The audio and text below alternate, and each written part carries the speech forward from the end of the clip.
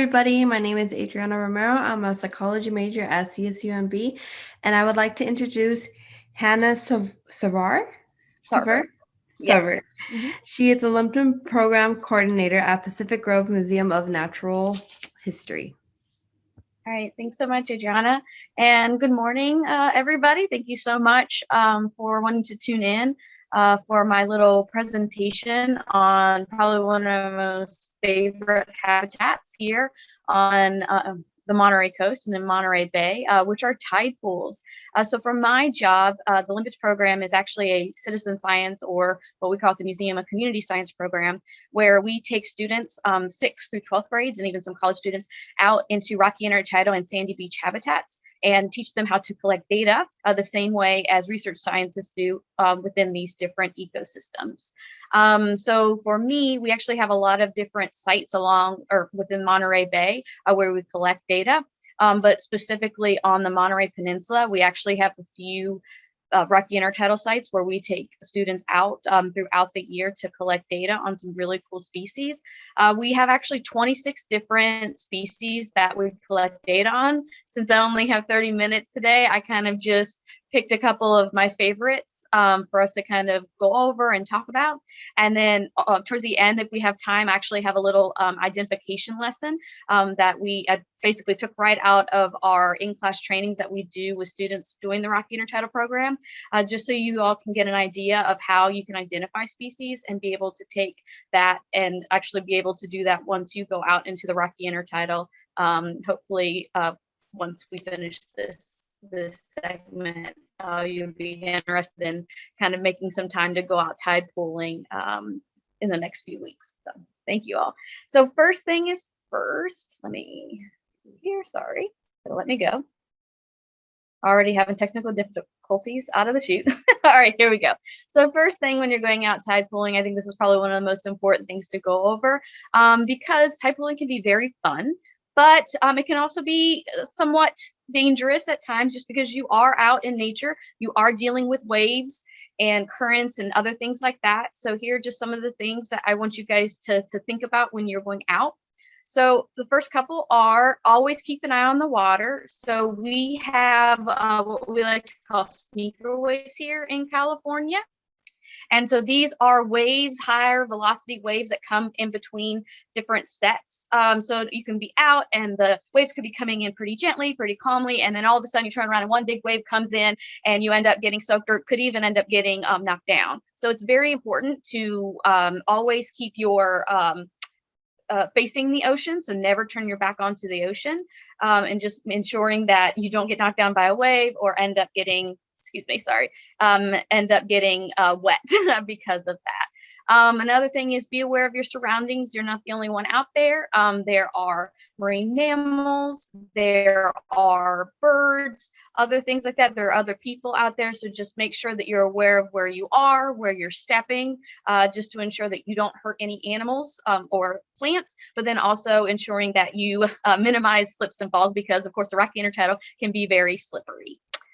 Always be gentle when you are dealing with any type of animals or plant life that are found in the rocky intertidal. So it's fine to touch the different things in the rocky intertidal. There's nothing really here on the coast, any species that can really harm you within these rocky intertidal habitats. Of course, crabs, but I think most of us know with crabs, they pinch. But for most things here, it's fine to touch, but if you're going to do it, always touch gently. We always tell students, 1 or 2 fingers, and that's it. We never want to pull or pry anything off of the rocks.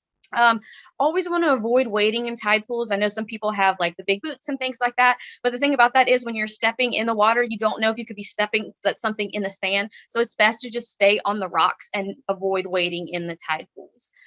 Always give marine mammals space. So marine mammals are protected, and the kind of general rule of thumb is to keep about 50 yards away from any marine mammals. So that's seals, sea lions, sea otters, anything like that, just because this is their home, and we don't want to have them be influenced by humans, so definitely no feeding or anything like that, and you don't want to disturb their normal behaviors.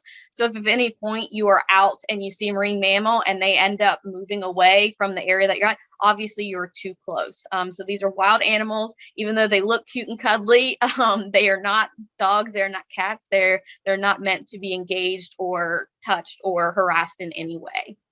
And then of course, leave them. So I know a lot of people like to go out into the tide pools to collect shells, and sometimes they'll collect some of the species that are there for food or just to keep back as like a novelty. But remember, these are living things. And so we do not want to disturb any of that habitat or that wildlife.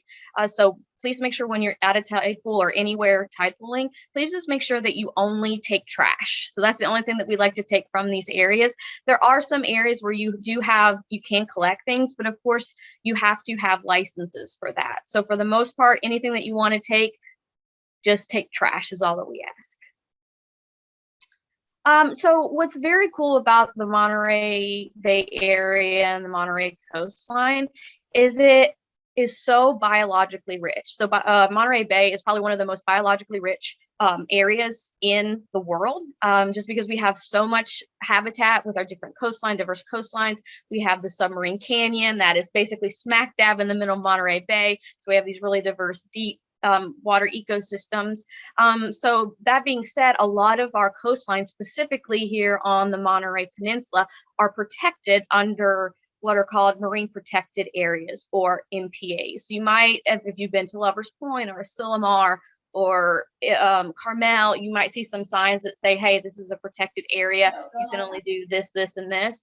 That's just to preserve these habitats and these species because they have a great biological significance, and because we have a lot of people that come here. It's a big tourist area because of our diverse wildlife and our diverse coastlines. So we have these are state regulated, state run marine protected areas. So you can see a map here. Hopefully you guys can see my cursor. So we have two different colors, and so those show two different types of marine protected areas. And so the ones that are in blue are called state marine conservation areas. So these are areas that are protected for the most part, but there are some recreational and commercial take that is allowed, but that also has to be, you have to have specific licensings for that. So a lot of it is protected, but they do have some things that you can take or you do in that area, but it is restricted. Now for the most restrictive type of MPA, and these are the ones that are in red here. So I'm sure some of you all who live here on the Monterey Coast or have been here. These are the hot spots for tourists. These are really great places for people to enjoy the coastline and to do tide pooling. So that includes Lovers Point, Asilomar State Beach, and Point Lobos and Carmel area.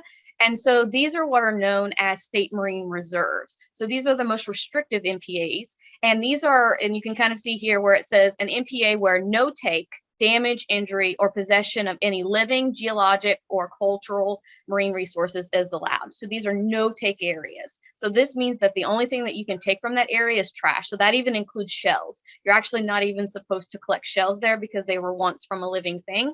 And so those are the most restrictive ones. So I always try to encourage people before you go out tide pooling to look at the area that you're going to see what restrictions there are and to make sure that you're abiding by those regulations and those rules in order to preserve that area and the things that live in it. So what is the rocky intertidal? We kind of use tide pooling and rocky intertidal interchangeably, but rocky intertidal is a type of habitat that you find here on the California coast and specifically here in Monterey Bay. So this is different from our sandy shores area, like in Del Monte Beach, those flat, sandy, nice beach areas. So this is where these rockier outcroppings are here on the coast, specifically that you find in Pacific Grove and in Carmel. And so the basic definition of the rocky intertidal is the area between land and sea that is covered by water at high tide and uncovered at low tide. So I always like to tell students, I think this is one of nature's most awesome magic tricks. So the rocky intertidal, when you're tide pooling, is not a habitat that you can just go to any time of day whenever you want. They only appear during the different types of our tidal cycles. So in California, we have 2 high tides and 2 low tides every day here on the California coast. So the rocky intertidal is only exposed as the water is receding out, so at low tide. And so this is an area, if you were to go out at high tide, when the water is coming up onto shore, all of that habitat will be covered by water. Okay, so you can only go out at specific times to be able to tide pool, for that area to be exposed. And also because our tidal cycle is different from our lunar cycle. So a tidal cycle is 24 hours and 50 minutes. So that means every high tide and every low tide is going to be 50 minutes later the following day. So high tide and low tides during the day are not going to be the same every day. So if we had a low tide, say today, if it was at 1 p.m., then that means the next day, that next low tide will then be around 1:50 p.m. So it's something that you definitely have to look at tide charts to see when those tides are, those low tides, for you to be able to go out. So the rocky intertidal can look different based on the type of terrain, especially in Monterey Bay. The rocky intertidal on the peninsula here in Monterey looks pretty different from the one, the coastline in Santa Cruz. So they have those larger bluffs with those kind of more slower, gradually sloping outcroppings. So it can look different depending on where you are on the coast. So here's one. This was in Asilomar. So a little bit rockier area here, but somewhat flatter in elevation. Here, this is super flat. This is actually in Santa Cruz area here. So you can see these much flatter, slowly graduating outcroppings here, a lot more algal species, surfgrass species at this part of the coast. Here you can see this is at Asilomar, so this is an even steeper, rockier area, so much higher elevation rocks compared to other sites that we have in Santa Cruz. And here you can see these are actually students collecting data at one of our rocky intertidal sites at Asilomar. So the person taking the picture is actually at the highest part of the rocks, highest elevation, and then taking a picture down so where you can see how those steeper, more drastically changing in elevation outcroppings kind of go down at a very short area.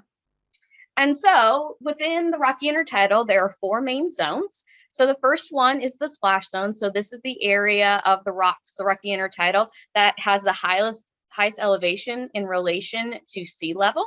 So this is the area that usually has the exposed rocks. There's not much living on it. It's usually the area where we find a lot of nesting birds or resting birds that are kind of using that as a stopover point before they go out and search for food.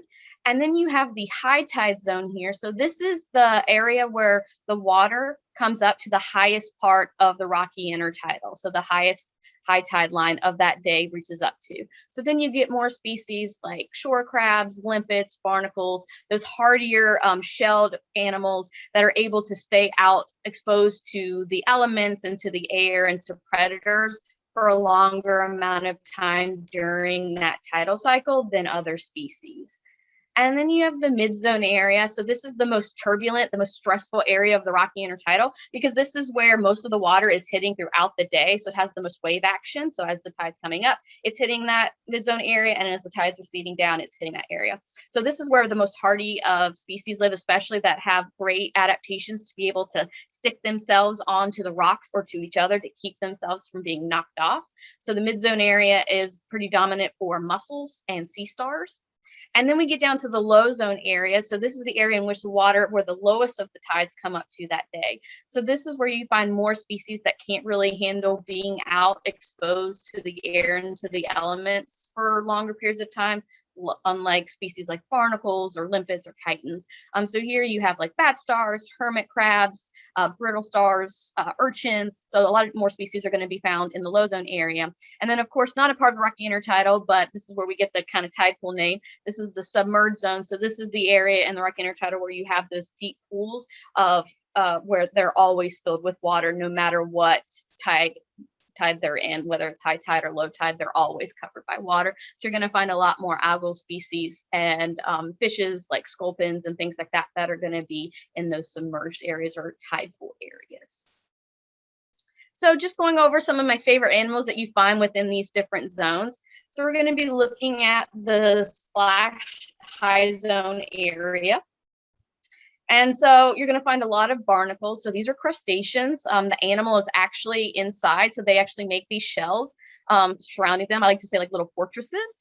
And then the animal is actually down here. And what's cool about barnacles are they're actually species, that are doing handstands. So their head is actually cemented to the rocks or to each other. And then it has its feet hanging out. So when the water, it's submerged in the water, the barnacles will actually put their feet out, and then they filter through food through their feet and then back down into their mouths. And so these are thatched barnacles. Here's another type of barnacles. These are some of my most favorite ones. These are gooseneck barnacles. They're pretty weird looking. They have a long fleshy stalk, and then they have a bunch of overlapping white plates on either sides of them. So they kind of look, so sorry, I don't know why this keeps playing, like excuse me, sorry, bivalves, but they're actually barnacles. So again, they're crustaceans, and usually they're in these big clusters, almost like a flower bouquet. I had a student tell me once that they look like dragon toes, and I think that has stuck with me since then, because that's exactly what they look like. So it's a good thing to kind of remember for these guys that they kind of look like dragon toes. And then we have pink acorn barnacles, so another type of barnacle species. They usually are pink in color, but they can be washed out into, a white or bleachy color. But they get the name pink acorn because they actually look like, sorry, I don't know why this keeps playing, volcanoes. So they kind of come to a point, and then they have these little grooves surrounding them. And then limpets, for where our program gets our name. So limpets are actually a type of marine snail. So they're coned or flat shaped. They're usually in the high to splash zone areas. They love to graze on algae. So these are a couple of different types of species that you can find within the Rocky Intertidal here. And then we have chitons. So these guys, I love these guys. So they're actually a type of marine snail or mollusk. So the actual body of the animal is underneath its shell. And again, forgive me, I don't know why this keeps playing. Technical difficulties. So with chitons, they actually have these 8 overlapping plates. So you can count them here. This is a Katy chiton. And then the actual animal is on the bottom. So they come in a bunch of different sizes. So Katy chitons can be fairly large. You can find ones that are really small, but a lot of them come in really elaborate patterns and colors. So you can see here, anytime that you're looking, all of them always have those 8 overlapping plates. So here's kind of a picture where you can see a close-up and where you can count those plates here. Sometimes you even find the plates themselves after the chiton has died. You'll find some of these actually just on shore with a bunch of the other types of shells that you find. I'm sorry. And then this is a flame line chiton. This is one of my most favorite ones. This is one I was telling you about, that they come in a lot of different colors and patterns here. So again, this is a flame line chiton. And then you have purple shore crabs. And so I love these guys too. This one, let me get a little bit close up to it. But it's very purple in color. And again, I apologize. I don't know how to stop this. Give me 1 second.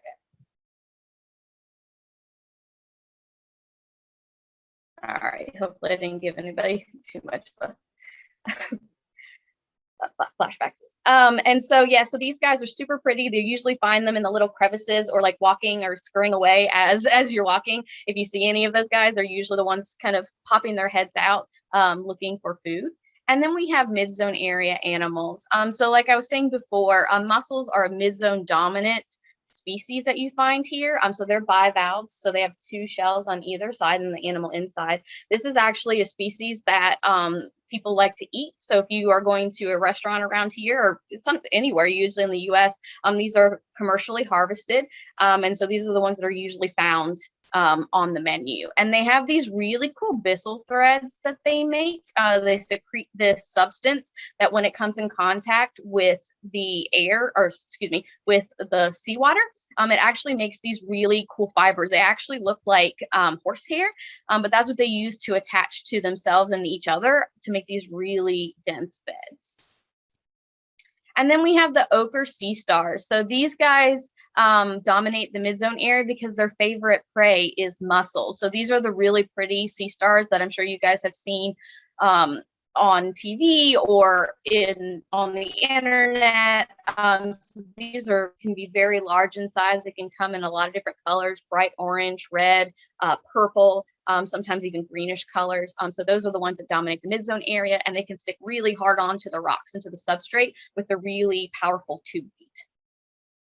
And then here we have aggregating anemones. So these are big clusters of these kind of small anemones. They're always found in big clusters, usually covered by sand or shells to help protect them from the air and the elements, and also to keep themselves from desiccating or drying out. Fun fact about these guys, they are very good at cloning themselves. So normally when you see a big cluster of these guys, it's usually a bunch of clones of one individual. And then, of course, hermit crabs. I think everybody knows what hermit crabs are. So these guys dominate the mid and low zone areas. They like to steal other animals' shells that have recently departed. So these are hermit crabs that are using turban snail shells. And so you can see them scurrying around the mid and low zone areas of the intertidal. And then we have mid to low zone animals.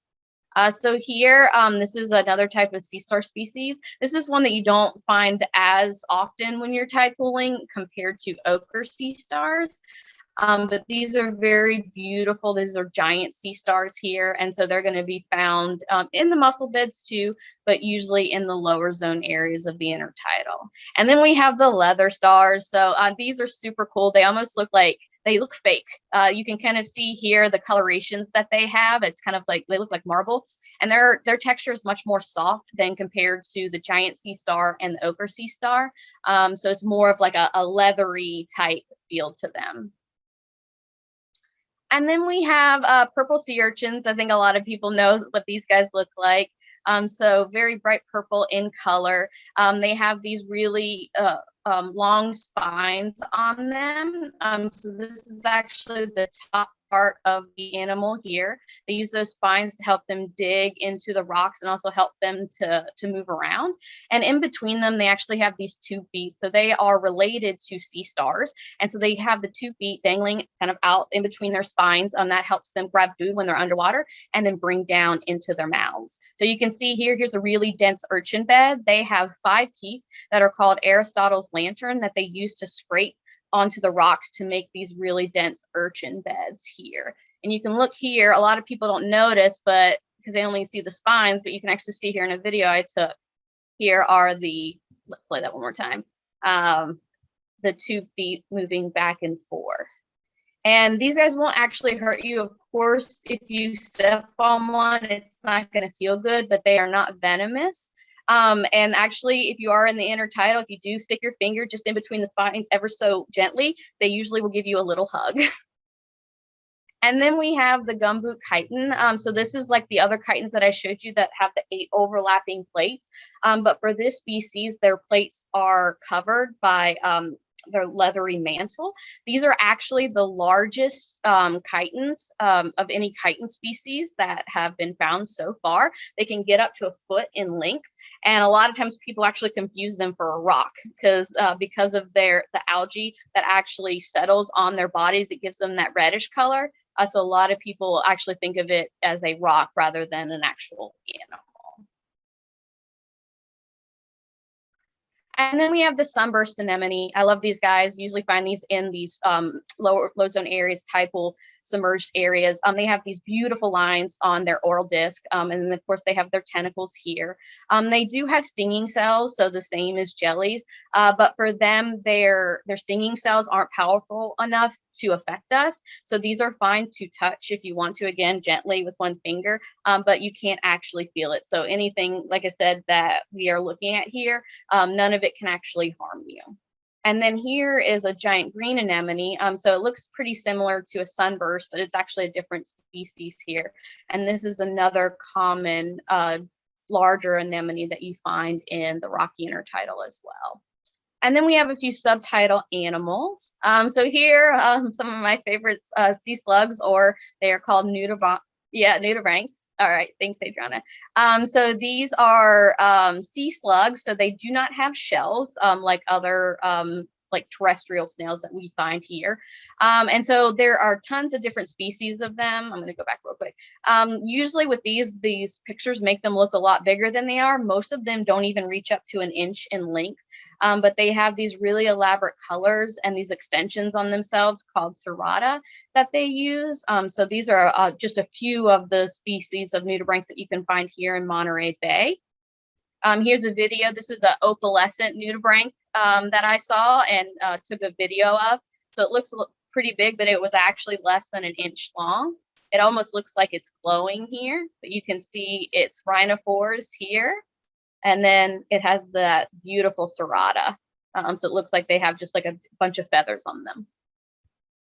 And then, of course, in the low zone areas, you have sculpins. So these are the only fishes that live in the tide pools that are found in the tide pools here. So any of those areas where it's immersed in water, if you're going to find any fishes, it's going to be sculpins. And then sometimes if you're lucky enough, you can even find an octopus. So this is an East Pacific red octopus. A lot of us I know are familiar with the giant octopus. So that is found in the Rocky Intertidal, but this is actually a species that I found last year in the tide pools at Lover Point. So this one actually was probably no bigger than like 8 inches or so. So pretty small octopus species here, but I was lucky enough to get some good pictures of it. And you can see here, it let me hang out with it for a little bit. And you can see it here breathing, using its siphon and bringing in the water to its mantle and to its gills, and then pushing it out through its siphon right here.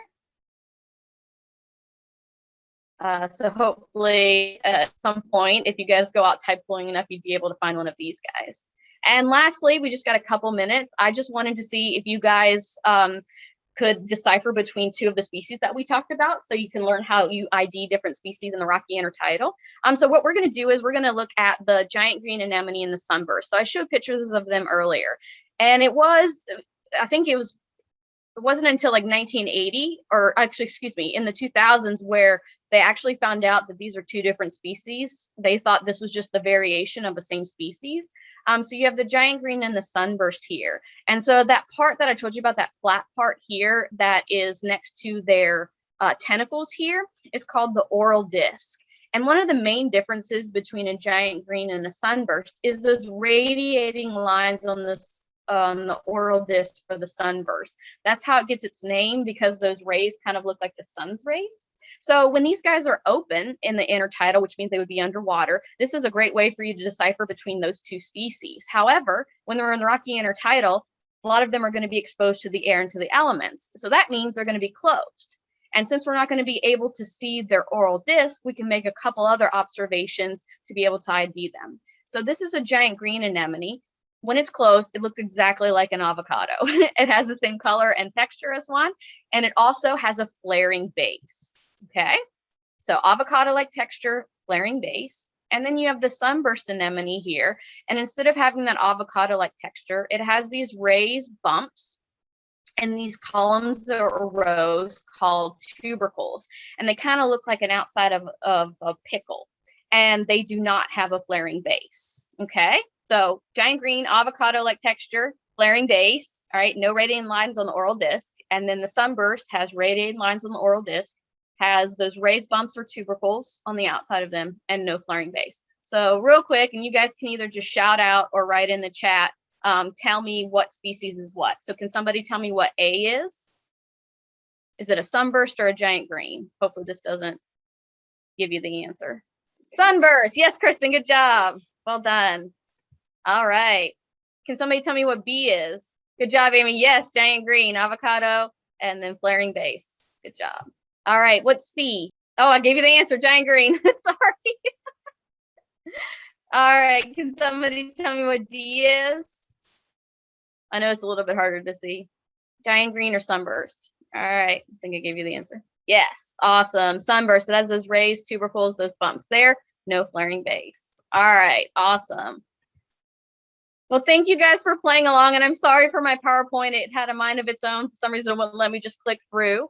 But I thank you all so much for joining me. I hope you learned a little bit, and I hope that gives you a little bit more of a drive to go out and explore some of the really amazing tide pools that we have here in Monterey Bay. And thank you so much for your time, and I hope y'all have a great rest of your day.